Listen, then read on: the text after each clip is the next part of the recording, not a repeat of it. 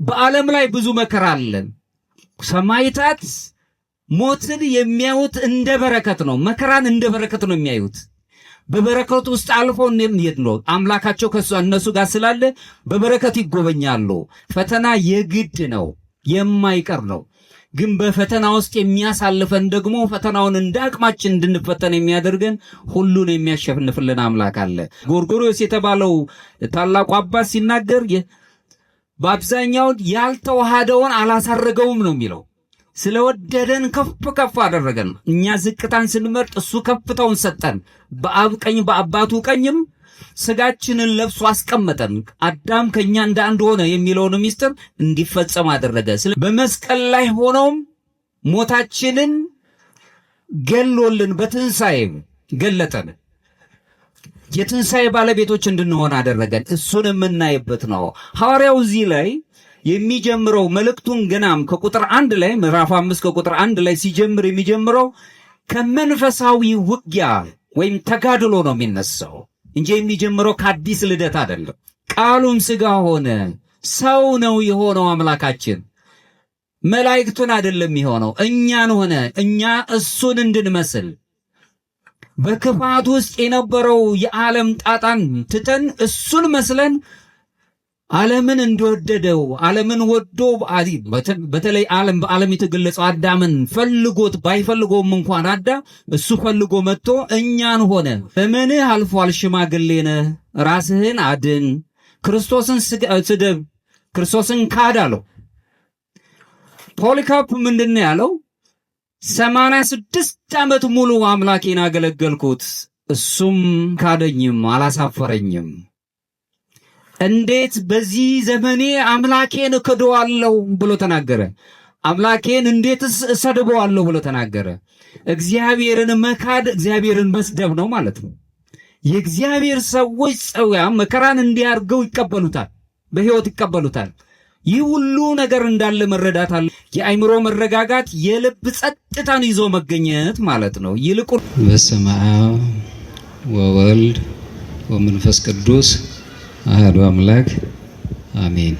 የቤተ ክርስቲያን አገልጋዮቻችን ሁላችሁም በየማዕረጋችሁ እንደምን አረፈዳችሁ? እንደምን አረፈዳችሁ? ቸርነት የባህሪ የሆነ አምላካችን እግዚአብሔር ስሙ የተመሰገነ ይሁን። ጊዜ የዓለም የሆኑ ነገሮች ጊዜያዊ ስለሆኑ ስንመካባቸው እንደ ትራስ ይሸሹናል። ይትርሱ ተቀብሎን አንዳንድ ጊዜ እንግዶችን ተቀበልን ብለው መላእክትን እስኪቀበሉ ድረስ ወይም ሥላሴን እስኪቀበሉ ድረስ ደርሰዋል ይላል። አንዳንዴ በደንብ ማየት ያለብን የምናያቸውን ነገሮችን ማየት አለብን። የማን ነው የት ጋር ያለ ነው እሱንም ማሰብ አለብን። ሐዋርያው ቅዱስ ዮሐንስ እያነስ ያለው ከአካላዊ አካላዊ ደህንነት ከማግኘት ይልቅ መንፈሳዊ ደህንነታችንን እንዴት ማግኘት እንዳለብን ብዙ ጊዜ ስለ ሥጋ ሲነገረን ቆይቷል። አንዳንድ ጊዜ ትመለከቱ እንደው ሥጋ ደካማ ናት የሚል ቃል ነው የምንሰማው። ሥጋ ግን ሲፈጠር ቅዱስ ነው። ደካማ የምናደርገው በኃጢአት ውስጥ እንድኖር ነው። ሲፈጠር ቅዱስ ሆኖ የተፈጠረ የእግዚአብሔር የእጁ ሥራ ነው። በዚህ ሥጋ በሚባለው ማንነት ውስጥ ስንኖር መንፈሳዊ ጥባታችን እያደገ ሲመጣ ሥጋችን ራሱ ወደ ልዕልናው ያድጋል። ውበቱ የደመቀ ይሆናል። እግዚአብሔርን ወደ መምሰል የሚያድግበት ይመጣል። አንደኛ ዮሐንስ ምዕራፍ 5 ከቁጥር 19 ላይ እንዲህ ይለናል፣ እኛ ከእግዚአብሔር ስለተወለድን ምንም የእግዚአብሔር ልጆች ስለሆንን ሁልጊዜ ትምክታችን አምላካችን ነው። በሱ ጥበቃ ውስጥ ነው የምንኖረውና ዮሐንስ ምን ይላል ከቁጥር 19 ላይ እኛ ከእግዚአብሔር እንደሆንን መላው ዓለም በእኩይ እንደተያዘ እናውቃለን ይላል። በክፋት የተያዘ ዓለም ውስጥ ነው የምንኖረው። ስለዚህ ሥጋችን ይሰቃያል። መንፈሳዊ የሆነ ጦርነት ይኖርብን፣ ውስጣዊ ጦርነቶች ይከሰታሉ። በዚህ መልኩ በጣም እንሰቃያለን። ስለዚህ ሁለት የሆኑ እውነታዎችን በዓለም እናስተናግዳለን። አንደኛው ሥጋዊ የሆነ ጊዜያዊ የሆነ ትምክትን የሚያመጣ አግኝተነው የማንደሰትበት ለጊዜው ለጥቂት የተደሰትን ይመስለናል፣ በኋላ ጊዜ ግን የሚበተን ነው።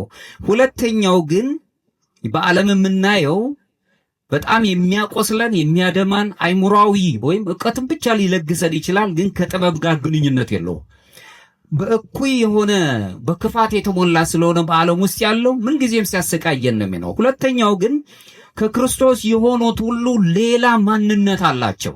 ከእግዚአብሔር ጋር ስንኖር ልዩ ማንነት ይኖረናል። ያ ደግሞ እኛ የእግዚአብሔር ነን፣ የሰዎች አይደለንም፣ ወይም ደግሞ የጎጥ አይደለንም፣ ወንዝ አይደለንም። እኛ ትመለከቱ እንደሆነ የሰዎች ልጆች አንትሙ ታቦቱ ለእግዚአብሔር፣ እናንተ የእግዚአብሔር ቤተ መቅደሶች ናችሁ ብሎ ካለን በኋላ ቅዱስ ጳውሎስ የእግዚአብሔር ቤተ መቅደሶች ናችሁ ብሎ በዋጋ የተገዛችሁ ያውም በደም ዋጋ የተገዛችሁ የራሳችሁ አይደላችሁም ይልና የግል ማንነታችንን ጥያቄ ውስጥ አስገብቶታል። አሁን በዓለም ላይ ትመለከቱ እንደሆነ የግል ማንነት ራሱን የቻለ ትርጉም ተሰጥቶት ያልተቀመጠበት ሆኖ ሳለ በወል ማንነት ነው ዓለም እየተሰቃየ ያለው።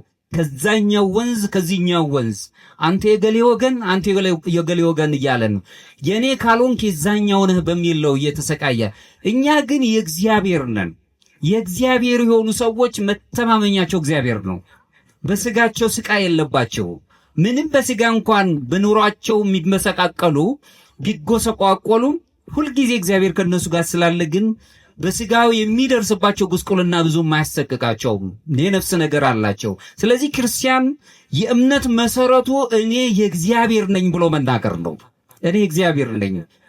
ስለዚህ መንፈሳዊ ጥበቃ ማለት ክርስቲያን መከራን፣ ፈተና፣ ስደት፣ ህመም ወይም ሞት በጭራሽ አይደርስበትም ማለት አይደለም።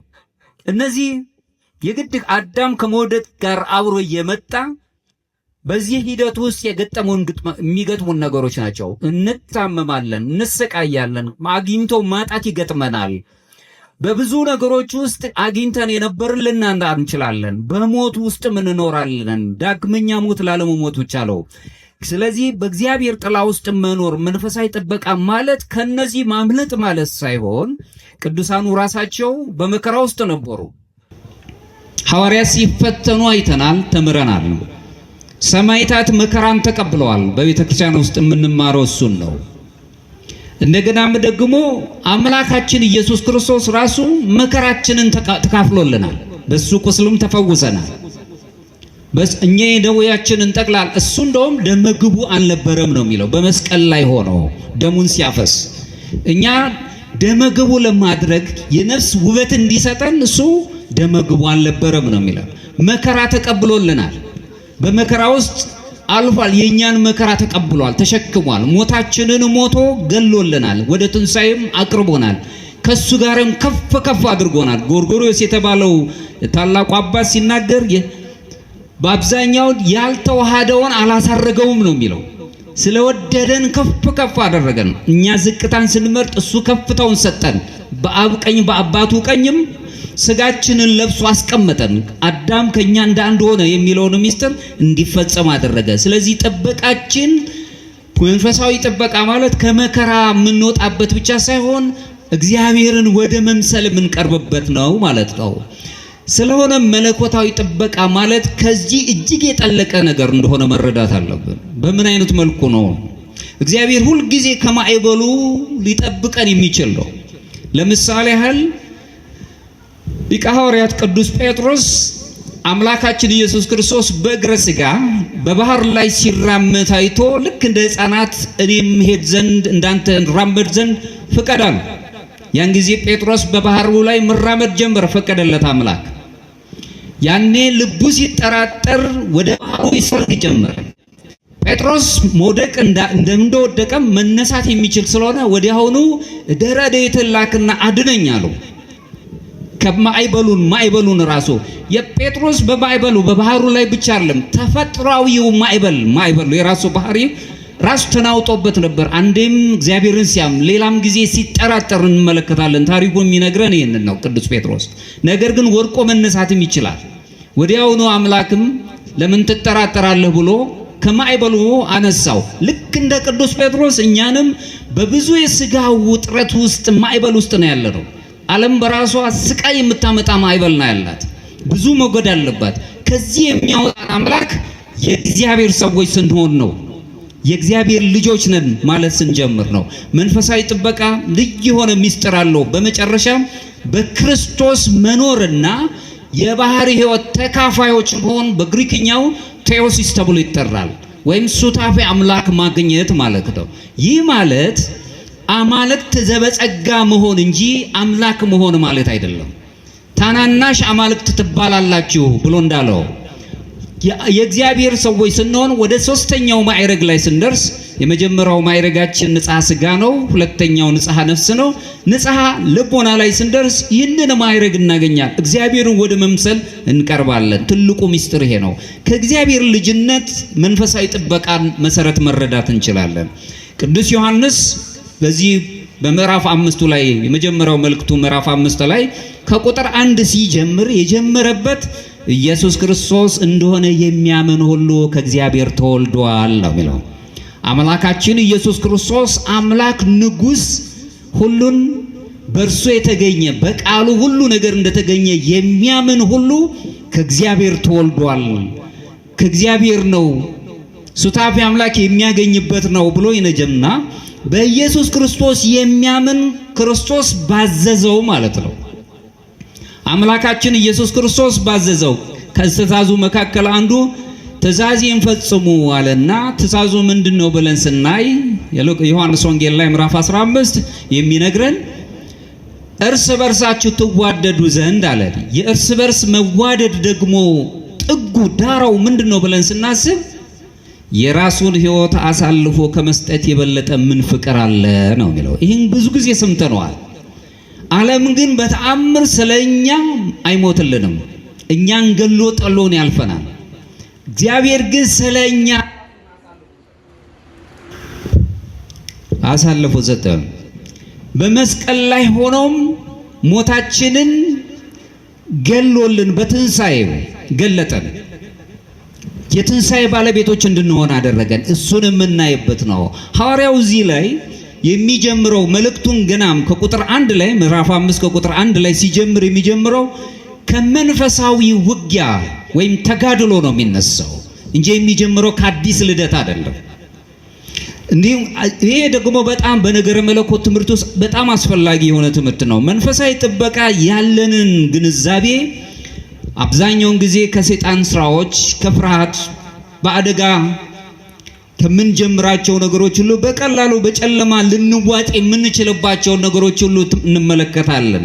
ቅዱስ ዮሐንስ ግን ከክርስቶስ ነው። በክርስቶስ የሚያምን ወልድ አምላክ የባህሪ አምላክ ነው ብሎ የሚያምን ስለኛ ሞቷል፣ ደሙንም አስሶልናል፣ ሕይወትም ሰጥቶናል፣ የትንሣኤ ባለቤት አድርጎናል ብሎ የሚያምን ሰው ሁሉ ነው የሚጀምረው።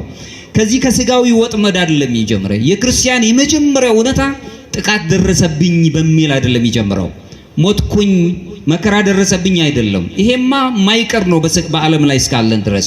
ይልቁንም የእግዚአብሔር ልጅነትን አግኝቻለሁ ብለን ስንጀምር የኛ የመንፈሳዊ ሕይወታችን ጉዞን እየጀመርን እንኖራለን።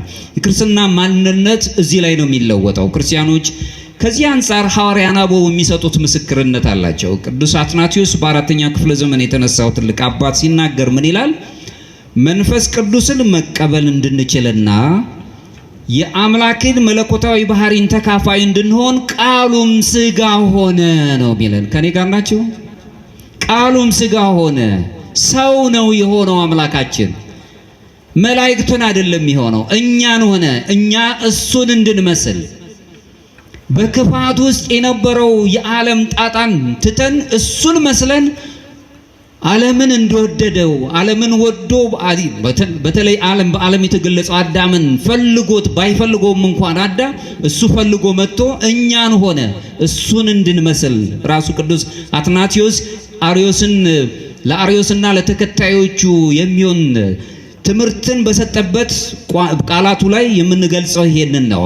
ቅዱስ አትናቴዎስ በዘመነ ሥጋዌ በኩል የተገኘውን የድህነት ምስጢርን አብራርቶ በጻፈበት ድርሳን ውስጥ በእግዚአብሔር የተፈጠረ ነገር ግን በኃጢአት የቆሰለ የሰው ልጅ ሰው በሆነ ቃል በኩል ወደ ነበረው ክብር እንደሚያመጣ ያስረዳናል። አሁን የወደቀው አዳም ባለመታዘዝ ምክንያት የወደቀው አዳም ወዲያው አምላካችን ወደ ነበረበት ክብሩ ለመመለስ እሱ ዝቅ ብሎ ተገኘ። ራሱን ዝቅ አደረገ። እኛ ዝቅ ብለን ለሌሎቹ ቤዛ ለኛ ራሳችን ለሌሎቹ ጥላ እንድንሆን ይህን ምሳሌ ሰጠን። ዮሐንስ ወንጌላዊው እዚህ ላይ ከእግዚአብሔር ተወልዷልና ነው የሚለን።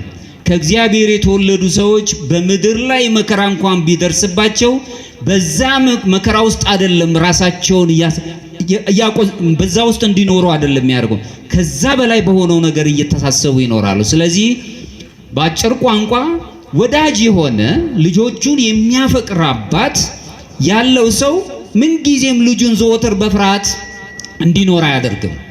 አሁን ታዩ እንደሆነ በስጋዊ ፍርሃት ውስጥ ነው የምንኖረው። ነገ ምን እንደሚከሰት አናቅም። ጊዜያችን ዛሬ ነው ያለው። ከዚህ ስንወጣ ምን ያገኘናል? በጣም ነው ሰው የሚጨነቀው። ነገር ግን የእግዚአብሔር ሰዎች ይሄ ግድ ነው፣ ዓለም ነው የምንኖረው። ከፍርሃቱ በላይ የሆነ ግን ፍርሃታችንን ሁሉ የሚያርቅልን የእግዚአብሔር ልጅነት የሰጠን አምላካችን ኢየሱስ ክርስቶስ ከኛ ጋር ካለ ፍርሃቱን ያጠፋልናል። እኔ እግዚአብሔር ነኝ ብሎ የሚያውቅ ክርስቲያን መንፈሳዊ ፍርሃት ተገዢ መሆን ይጀምራል እንጂ በስጋዊ ፍርሃት ውስጥ አይኖርም። እምነታችንና መተማመናችን የሚመነጨው ከኛ ጥንካሬ አንጻር አይደለም። ነገር ግን ይሄ የምንታመንበትና እምነታችን ታላቅ መሆኑን የምናየውና መሰረት የሚጥለው ግን እግዚአብሔር ለኛ ታማኝ ስለሆነ ነው። እኛ ለሱ ስለታመንን አይደለም።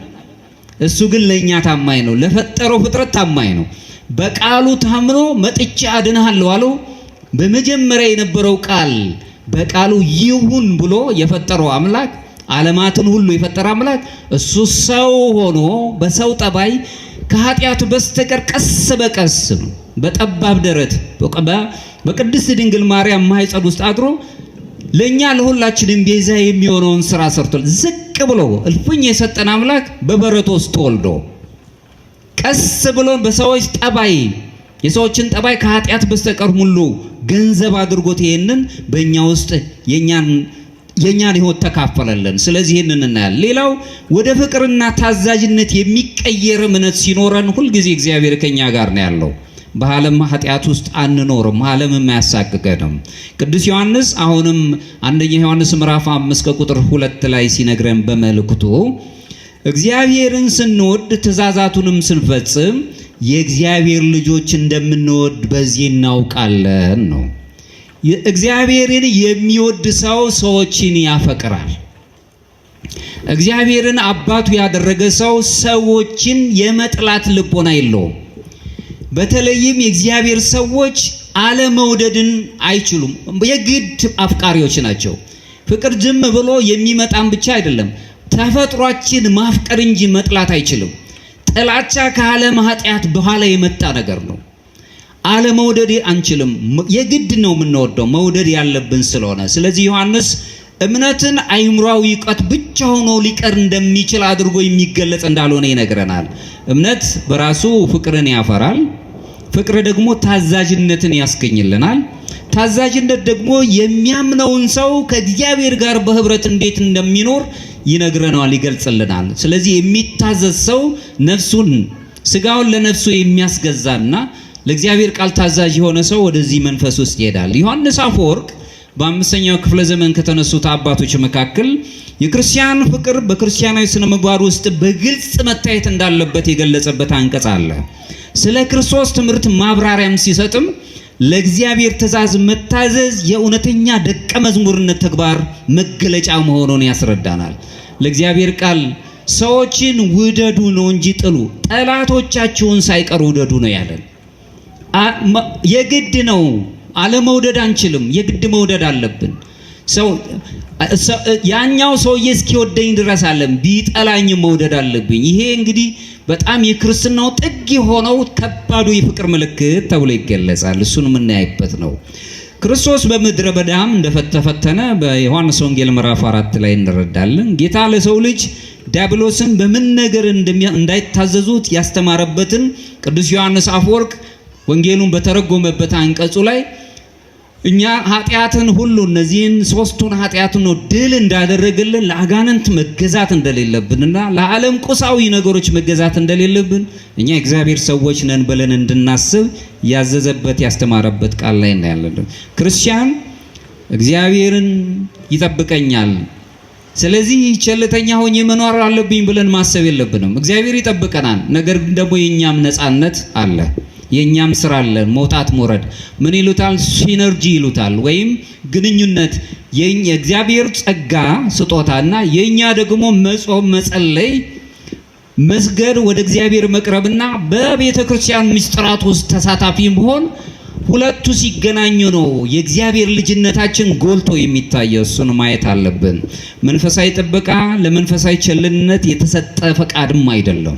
እግዚአብሔር ይጠብቀናል ብለን ምንተው እግዚአብሔር ይጠብቀናል። የማያንቀላፋ ነው። ትጉዝ እየነውም ነው የሚለው የማያንቀላፋ ነው። ፍጥረታቱን ሁሉ የሚመግብ ነው። ነገር ግን እኛም ደግሞ የራሳችንን ስራ መስራት አለብን። እግዚአብሔር ጸጋ ይጠብቀናል። ነገር ግን ጸጋችንን ወይም ይሄ ጸጋው ነፃነታችንን አይጋፋም። ልትድን ትወዳለህ ብሎ ነው የሚጠይቀን። መዳንን እየፈለገ እያወቀው ልትድን የእኛን ነፃነትንም ይጠብቃል። ሌላው ዓለም የሚያሸንፈው ዓለም ሊሸነፍ የሚችለው በእምነታችን ነው። ለዚህም ነው ዮሐንስ አሁንም ወንጌላዊው በመልእክቱ ላይ ምዕራፍ 5 ቁጥር 4 ላይ ከእግዚአብሔር የተወለደ ሁሉ ዓለምን ያሸንፋልና ዓለምንም የሚያሸንፈው እምነታችን ነው የሚለው። ጉልበታችን አይደለም። ከኔ ጋር ናቸው? ቅዱሳኑ ደጋጎቹ አባቶች በእምነታቸው ነው ዓለምን ይህ ማለት ግን በዓለም ውስጥ ያለውን ስቃይ ይቆማል ማለት አይደለም። በዛ ውስጥ ማለፍ ግድ ነው የሚለው ሐዋርያት። በዚሁ ሐዋርያው አገላለጹ ክርስቲያን ከዓለም ያመልጣል ማለት አይደለም። ከዓለም ጣጣዎች ያመልጣል ሳይሆን ክርስቲያን ዓለምን ያሸንፋል በእግዚአብሔር ልጅነቱ። እሱን የምንይዝበት ነው። ክርስቲያን በዓለም ውስጥ ይኖራል። ነገር ግን የወደቀው ዓለምን እሴት የልቡ ጌታ አድርጎ እንዲኖር አይፈቅድለትም። ዓለም እንደፈለገው ቁሳዊው ዓለም የሚነግረናል፣ በሱ እንዲኖር አይፈቅድለትም። ዝናቡም እየዘነበ ስለሆነ ፈጠን ብዬ ትምህርቴን ለማየት ሞክራለሁ። ሌላው ዓለምን የምናሸንፈው በእምነታችን ነው ካልን ቅዱስ ኢሬኔስ የተባለው ደሊዮ ሲናገር ምን ይላል? ከዚህ በሁለተኛው ክፍለ ዘመን ላይ የነበረ የቤተ ክርስቲያን ታላቅ አባት ምን ይላል?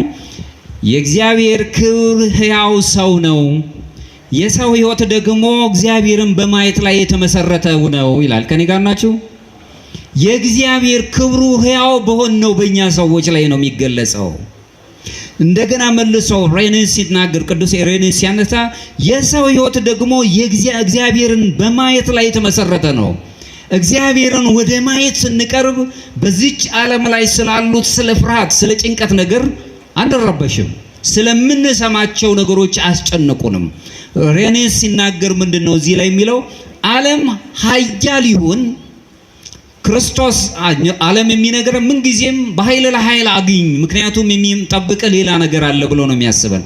ቅዱስ አምላካችን ኢየሱስ ክርስቶስ ግን እኔ ቅዱስ እንደሆንኩ እናንተ ቅዱሳን ሆኑ ነው የሚለው። ስጋዊ ኃይል ብርታትን ብቻ አይደለም የሚነግረን። ዓለም ብዙ ጊዜ ሀብት ሰብስብ ነው የሚነግረን። ክርስቶስ ደግሞ አስቀድማችሁ የእግዚአብሔርን መንግስት ፈልጉ ነው የሚነግረን።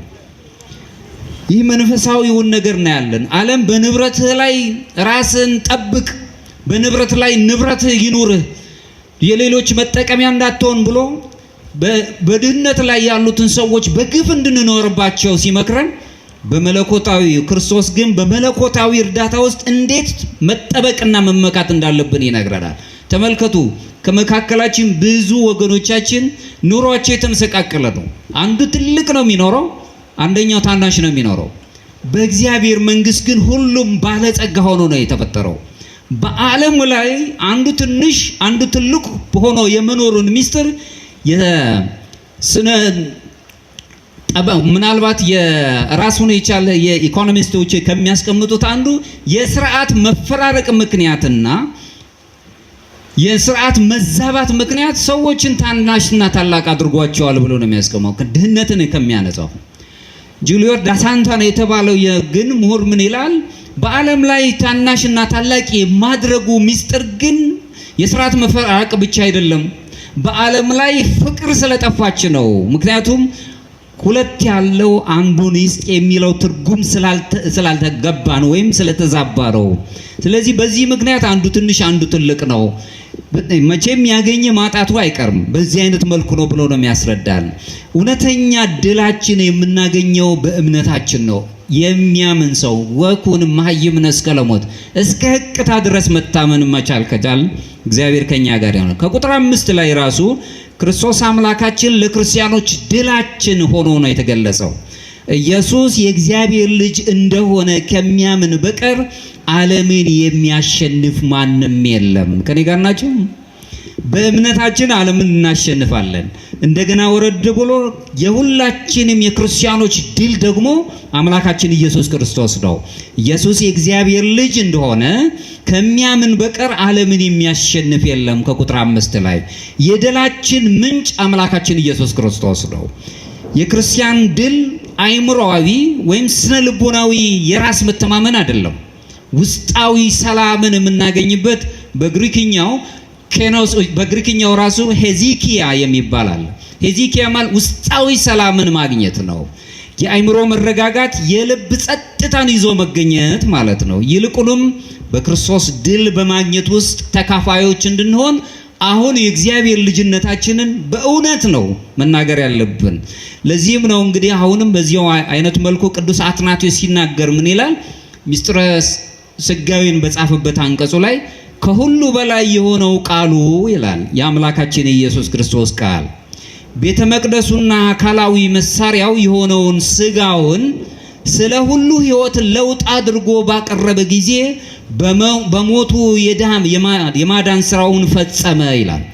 እሱ ቃል የነበረው በእኛ ላይ አድሮ ሥጋን ከለበሰ በኋላ በዚህ በለበሰው ሥጋ እሱ ስለኛ ብሎም ቤዛነቱን ፈጽሞ ወደ ሰማያዊው ነገር እንድናስብ አደረገን። በተጨማሪ በአጋንንት ላይ ኃይልን፣ ስልጣን ሰጠን። የዓለም ጣጣዎችን ሁሉ እንድንረግጥ አደረገን። ክርስቶስ አሸናፊ ስለሆነ የአሸናፊ ልጆች ነን እኛ። የሚያሳዝኑ የሚያስለቅሱ ነገሮች ብዙ ሰምተናል። በዓለም ላይ ብዙ ኦርቶዶክሳውያን እየተሰቃዩ ነው ያሉት። አሸናፊያችን አምላካችን ኢየሱስ ክርስቶስ ብዙ መከራ እንዳደረሱበት እናንተም በስሜ መከራ ይደርሱባቸዋል እንዳለን ሁሉ እኔ ኃያል ነኝ ከምንል ይልቅ ኃይላችን እግዚአብሔር አሸናፊያችን አምላካችን ኢየሱስ ክርስቶስ በሱ ስንተማመን ኃይልን እናገኛለን። ከእግዚአብሔር የተወለደ ራሱን ይጠብቃል። ድል ማግኘት ብቻ ሳይሆን ከእግዚአብሔር የተወለዱ ሰዎች ራሳቸውን ይጠብቃሉ። ከቁጥር 18 ላይ አንደኛ ዮሐንስ ምዕራፍ 5 ከቁጥር 18 ላይ የምናነበው ይሄን ነው።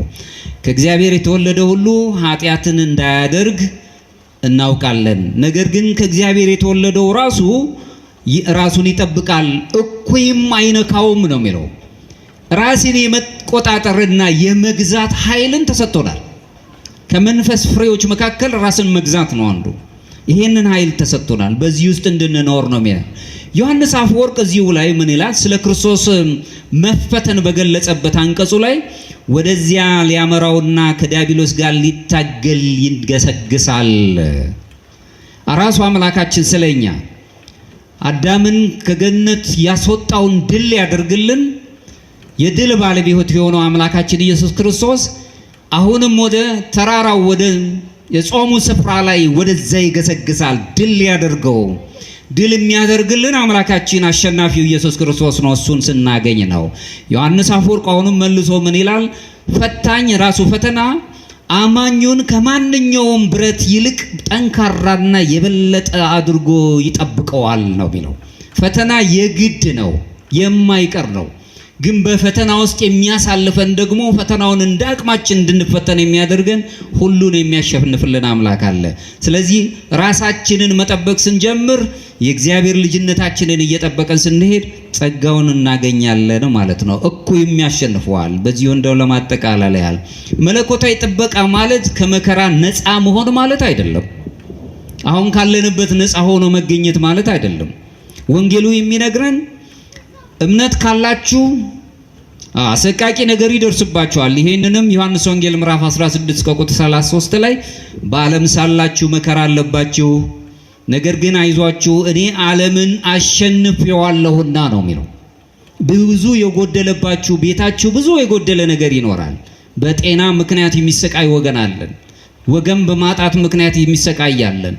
ድምጽ የሚያሰማው ዳቦ የዕለት ዳቦን ማግኘት ያልቻለ ብዙ ወገን አለን።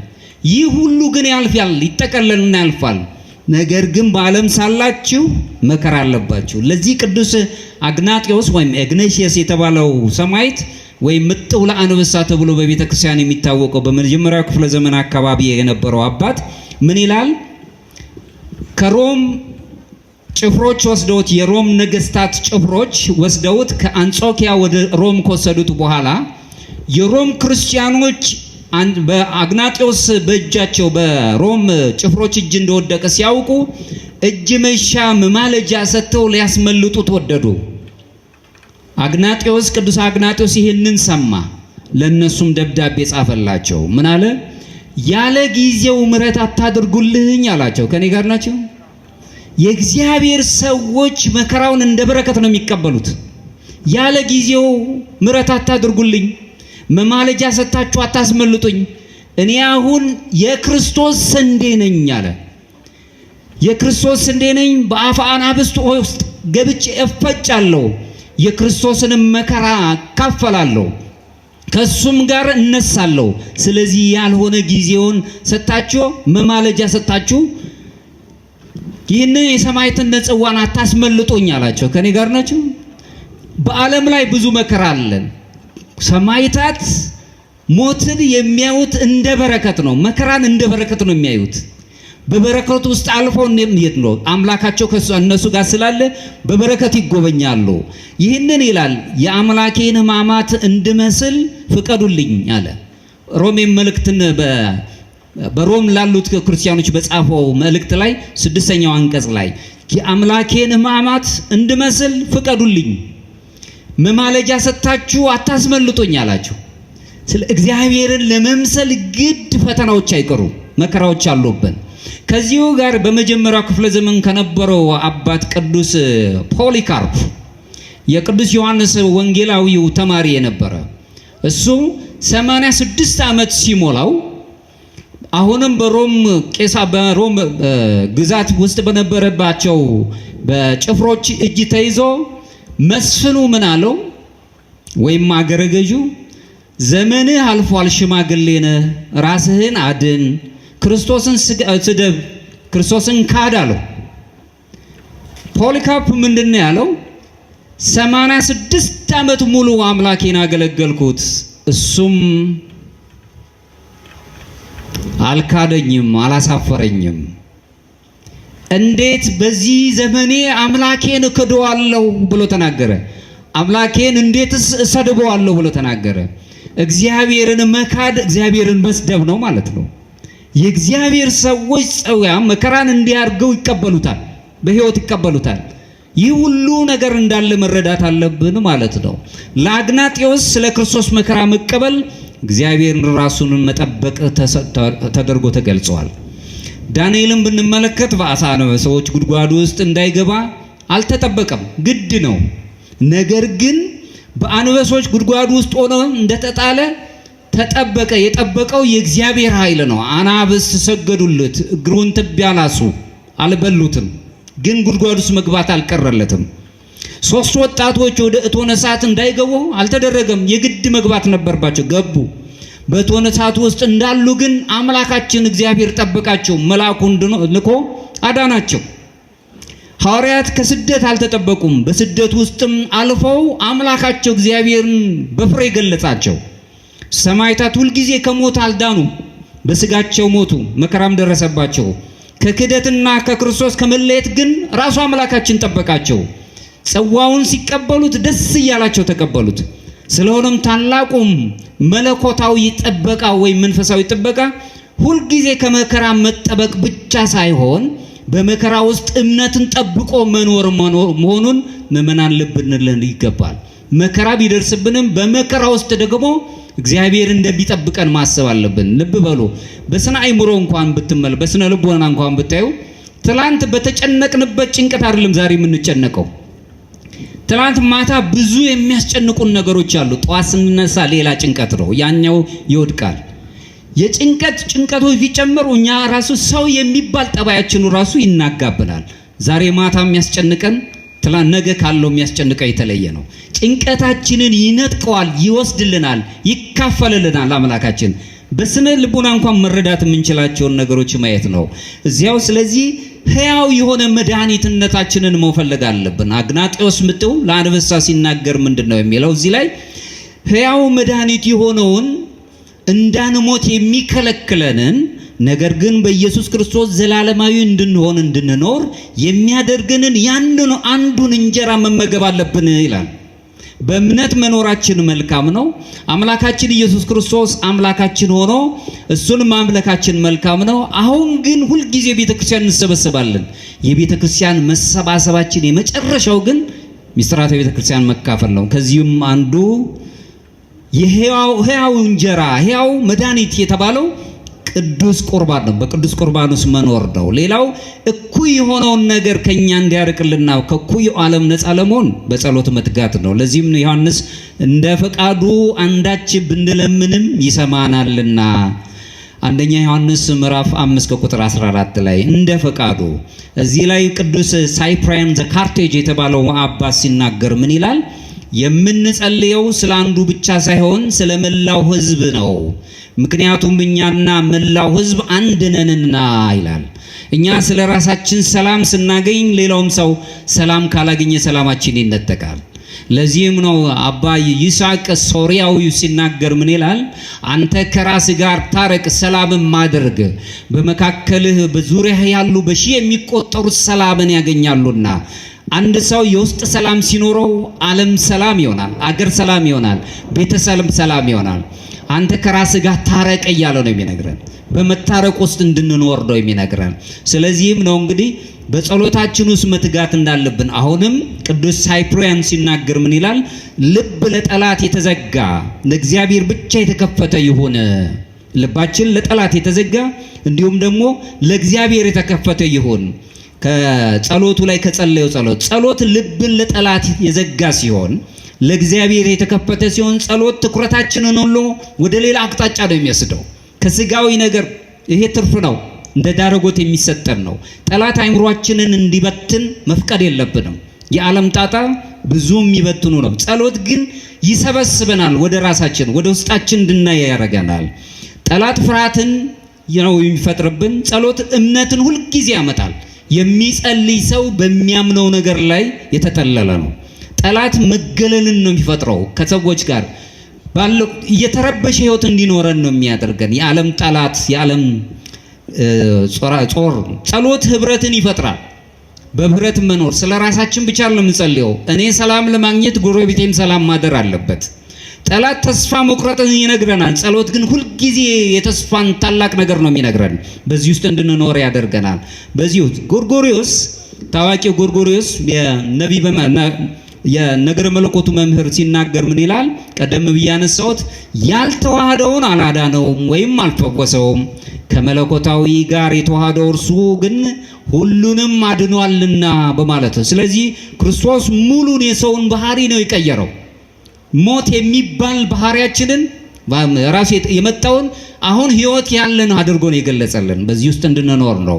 እኛ ከእግዚአብሔር እንደሆንን ምን ያህላችን እናውቃለን? በቃል ብቻ አይደለም፣ በተግባር እግዚአብሔር ከኛ ጋር ነው ወይ?